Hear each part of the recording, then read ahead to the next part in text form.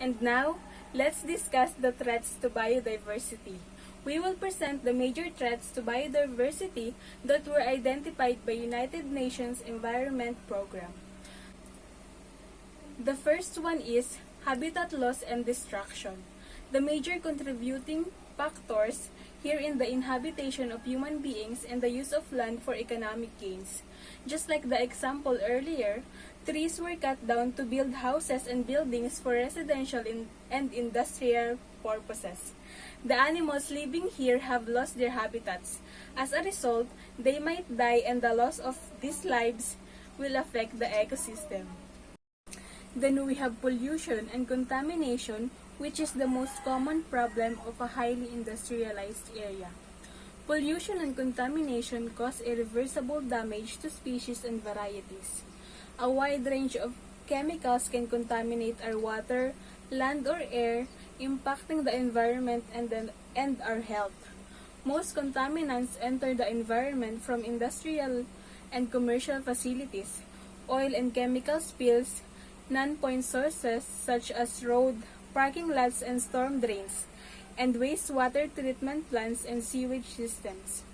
Some pollutants can resist breakdown and accumulate in the food chain.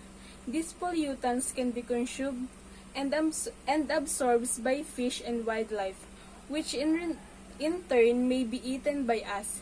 Chemicals can also get into sediments, impacting large coastal areas, threatening human health and reducing the economic well-being of regions that depend on a healthy coastal environment.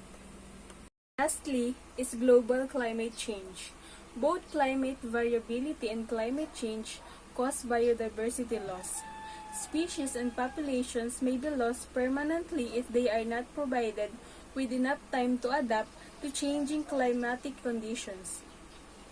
Climate change can alter where species live, how they interact, and the timing of biological events, which could fundamentally transform current ecosystem and food webs.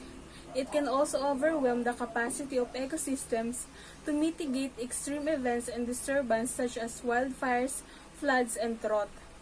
One of the notable examples for this threat is the bushfire that burned over 25 million acres in Australia during 2019 to 2020, which started due to a lightning strike following an especially hot, dry spell killed an estimated 1 billion animals.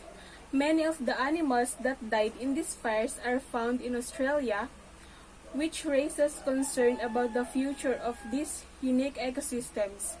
While local plant and animal populations usually recover following a fire, species that only exist in a very small numbers or are found only in limited places at higher risk for global extinction.